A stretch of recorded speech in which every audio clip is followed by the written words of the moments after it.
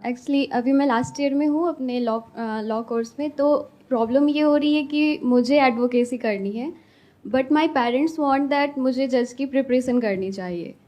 सो अभी इस स्टेज पे ये वाला सीन है कि अगर मतलब पेरेंट्स ने इन्वेस्ट किया है 5 साल, अगर मुझे उन्होंने पढ़ाया है तो दे वांट इन रिटर्न कि आप कुछ दो करके मुझे जो वो चाहते हैं।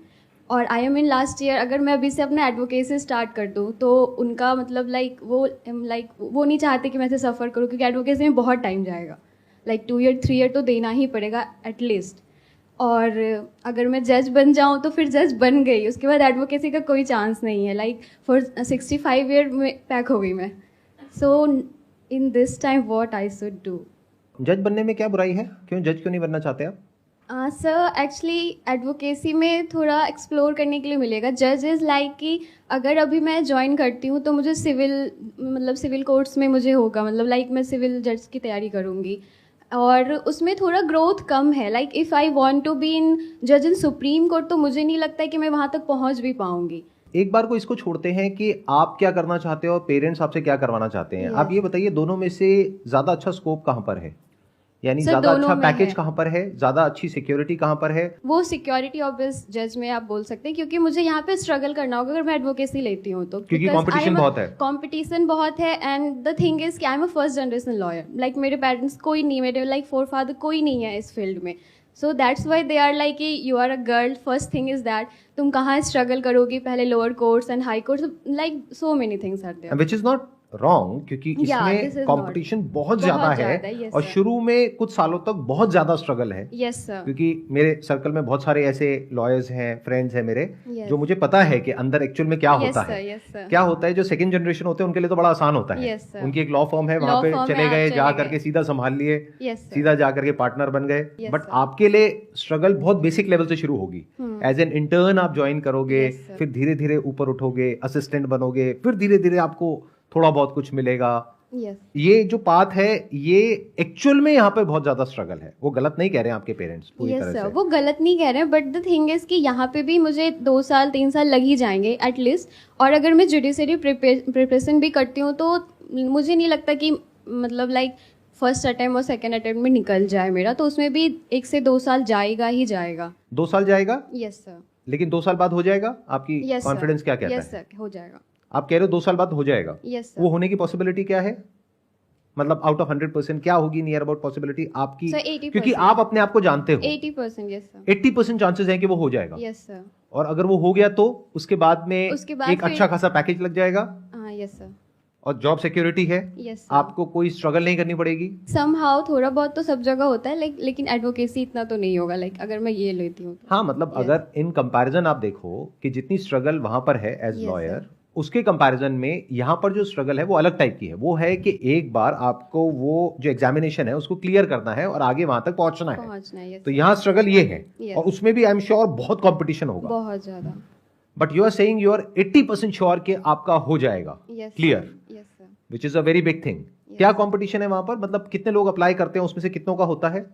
क्योंकि आई एम श्योर सीट्स बहुत ही कम होंगी। 180 120 ऐसे सीट्स होते हैं, स्टेट वाइज डिपेंड करता है। नहीं, आप मेरे को ये बताओ, टोटल ऑल ओवर इंडिया में कितने लोग अप्लाई करते हैं, उसमें से कितनों का होता है? किसी को पता है? एक बार हाँ, हाथ ऊपर करके एक बार माइक दीजिए उनको।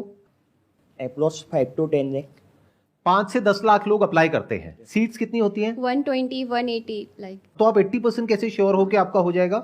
क्योंकि मैथमेटिक्स के अकॉर्डिंग अगर देखा जाए तो अगर उन 5 लाख में से मान लेते हैं 10% भी जो बच्चे अप्लाई कर रहे हैं वो एक्चुअल में सीरियस हैं और कैपेबल भी हैं, तो 50,000 में से 200 हुआ ना।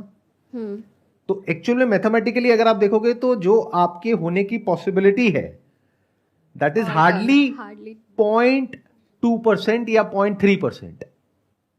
But you are saying 80% possibility है कि हो जाएगा। ये किस बेस पे बोल रहे हो आप? 80% कहां से आया? एक्चुअली मुझे ऐसा लग रहा है कि अगर मैं प्रिपरेशन करूं तो वो हो जाएगा। It's not too much hard. तो पहले तो इसको रियलिस्टिकली देखो कि क्या वो 80% है, 8% है, 5% है, 2% है या 10% है, क्या है वो?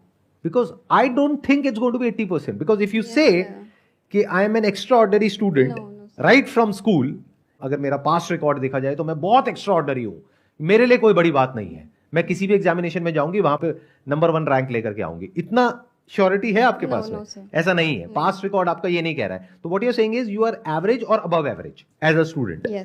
तो अगर मैथमेटिकली आप समझोगे, उसके बेस पे नहीं जो आपको लगता है, क्योंकि किसी को कुछ भी लग सकता है। आप ये भी बोल सकते हो कि मेरे को लगता है कि 100% मेरा हो जाएगा, फिर आपने 2 अटेम्प्ट दिए, 4 दिए, 5 दिए, जितने भी होते हैं, उसके बाद में पता लगा कि नहीं हुआ, फिर आप डिसअपॉइंट हो जाओगे, क्योंकि शुरुआत ही गलत हो गई, एक्सपेक्टेशन ही गलत हो गई। It must be very clear to you and your parents कि एक्चुअल में रियलिटी क्या है। एक्चुअली ये बात ये है कि पेरेंट्स जस्ट वांट कि तुम यही करो। आप कह रहे हो कि पेरेंट्स कह रहे हैं कि तुम यही करो। Yes sir. That's okay, but क्या पेरेंट्स को क्लियर है कि आपके होने की पॉसिबिलिटी क्या है? ना उनको क्लियर है ना आपको क्लियर है। yes, क्योंकि आप कह रहे हो मेरी 80% है पॉसिबिलिटी होने की, हो सकता है पेरेंट्स के माइंड में बैठा हो 90% है, जबकि एक्चुअल में 1% भी नहीं है। ये बात आप बोलोगे ना अपने पेरेंट्स को, तो वो एक सेकंड थॉट देंगे इस बारे में, और जो आप भी कंफ्यूज्ड हो वो इसी वजह से हो, क्योंकि आप एक्चुअल में रियलिटी को नहीं देख रहे हो। मैं आपको एक एग्जांपल देता हूं। जब मैं स्कूल में था तो मुझे ऐसा लगता था कि मैं बहुत तेज भागता हूं और मुझे रेस में कोई नहीं हरा सकता। फिर एक्चुअल में रेस हुई एक दिन स्कूल में, और मैं उसमें शायद 4th आया था और 4 बच्चे थे उसमें रेस में। तब मेरी ये गलतफहमी टूटी कि मैं सबसे तेज हूं। Yes sir. तो लगने को किसी को कुछ भी लग सकता है। हम सबकी प्रॉब्लम क्या है, या तो हम अपने आप को बहुत ही ज्यादा ओवर एस्टिमेट कर लेते हैं या बिल्कुल ही अंडर एस्टिमेट करते हैं। दोनों ही ट्रैप है। क्योंकि एक तरफ से ओवर कॉन्फिडेंस है, फिर ओवर कॉन्फिडेंस के साथ में आप चले जाओगे, मेरी वीडियोस देखोगे, चार्ज अप हो जाओगे और कहोगे मेरे तो चांसेस हैं 80% के मैं क्लियर कर जाऊंगी। पेरेंट्स कहेंगे नहीं तुम्हारे 80% नहीं है, तुम्हारे तो 99% है कि तुम क्लियर कर जाओगी। हमें पूरा विश्वास है अपनी बेटी के ऊपर, वो करके दिखाएगी, हमारा नाम रोशन करेगी, वॉट एवर दैट मीन्स। ये जो प्रॉब्लम की जड़ है, वो जड़ ये है कि रियलिस्टिकली अभी हम देख ही नहीं पा रहे हैं कि एक्चुअल में सिचुएशन क्या है।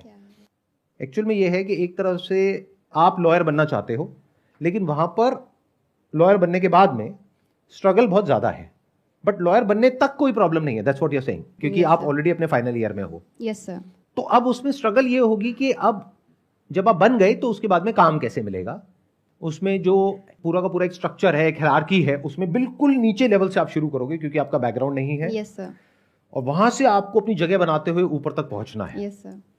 देखा जाए तो ये एक बहुत बड़ा चैलेंज भी है, ये आसान नहीं है, ये बहुत मुश्किल है। लेकिन कुछ लोग होते हैं, उनकी पर्सनैलिटी ऐसी होती है कि उनको मुश्किल काम करने में मजा आता है। Yes sir. कि उनको लगता है कि मैं यहां से शुरू करूंगा और मैं यहां तक पहुंचूंगा, इसी में मजा है। This drives them. तो अगर तो आप ऐसे हो तो ये ऑप्शन आपके लिए बहुत बढ़िया है।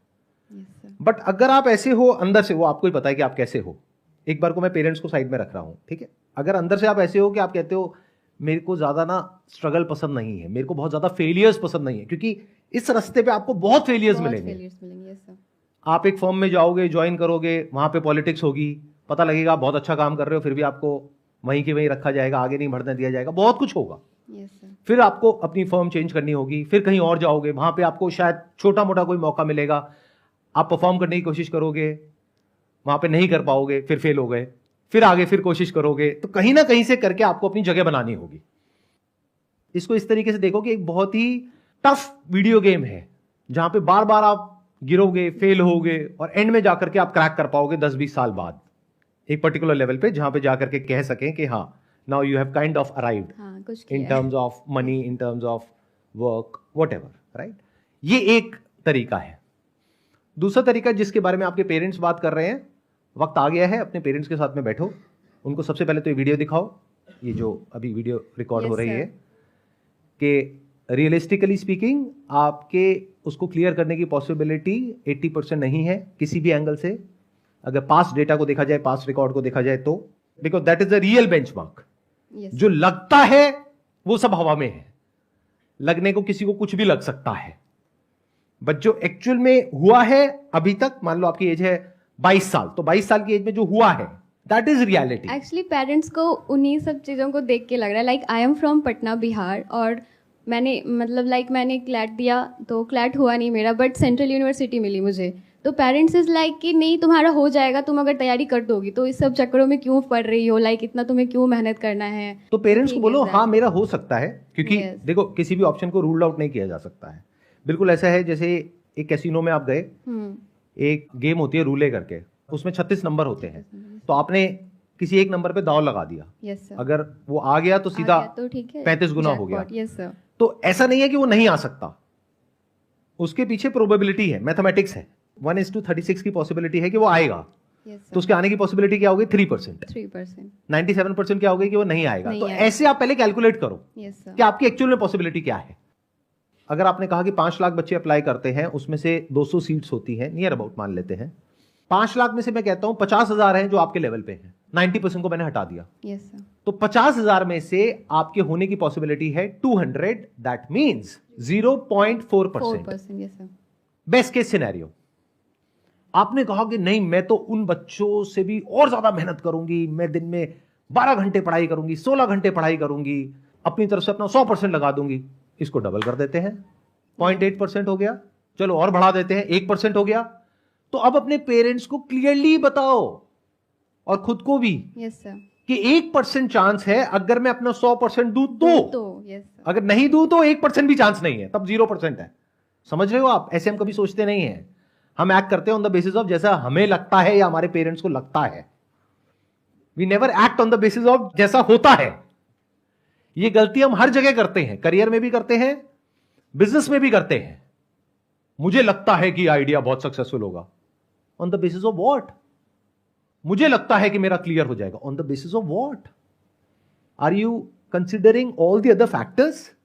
क्या आप अकेले हो जो उस रेस में भाग रहे हो? तब तो पक्का फर्स्ट आओगे।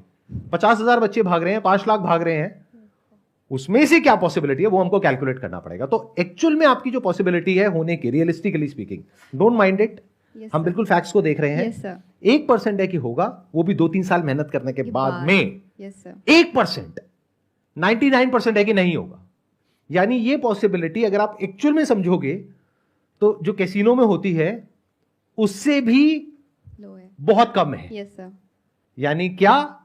अगर आपके पास में मान लो सेविंग्स है 1 लाख रुपए की, और आप जाते हो किसी कैसीनो में और वहां पर जा करके वो 1 लाख रुपए एक पर्टिकुलर नंबर पे लगा देते हो, और अगर वो नंबर आ जाता है तो 1 लाख का कितना हो जाएगा?